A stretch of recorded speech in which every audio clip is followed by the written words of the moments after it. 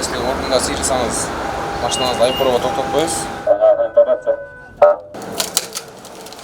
Жалал-Абадта мыйзам талаптарына баш ийбеген айдоочуларга чара көрүлүп жатат. Рейдте бул Toyota үлгүсүндөгү автоунаанын алдыңкы терезелери мыйзамсыз караңгылатылганы аныкталды. Жеринде инспекторлор протокол түзүп, айдоочуга 20 000 сом айып пул салынды. Алдыңкы эки терезесин уруксаты жок караңгылатып алгандыгы үчүн тосуп тийиштүү протоколдорду түзүп берип атабыз.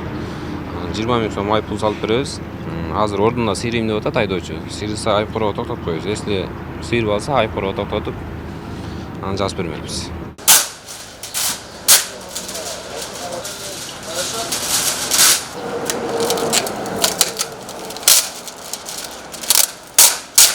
Бар болчу, снимать этип коюштур да, мен да недавно алдым эле машинаны. Демек билген жок экенсиз? Билген жокмун, Менде башка машина бар, тонировкасы менен, рухсаты бар анынча. Бирок мунуку кеч жакында алдым эле да. Ал эми бул скутердин айдоочусу башына коргоочу шлем кийбегендиги үчүн токтотулду. Ага административдик протокол түзүлүп, 1000 сом айып пул салынды. Аны менен кошо инспекторлор коргоочу баш кийим кийүүнүн зарылдыгын эскертти. 190 берене менен түзүлүп атат.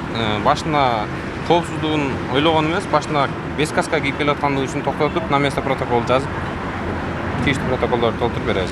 Протокол негизинде канча айып пул салды? 1000 сом айып пул салынат. Каска бар, документтер да бар. Каска азыр эле эстен чыгып калды просто иши. Калаада мотоскутер айдагандар көбөйүп, алар жол эрежелеринин бузулушуна себеп болуп жаткан айтылып жүргөн. Мындан улам рейдтин алкагында инспекторлор мотоскутер айдагандарды дагы текшерүүгө алышты. Бул скутердин айдоочусунун паспортунун көчүрмөсүнөн башка тиешелүү документтери жок экени аныкталып, транспорту айып короого киргизилди. Экспертизадан чыгарылат, канча көлөмүнгө чейин можно право керектиги, керек эместиги. Аныкы 48-49 куб деп айтылды, бирок ошо биз токтоткон учурда ошо кагаз тиешелүү кагаздарын көрсөтө албагандыгына байланыштуу биз айып короого апарып токтоттук.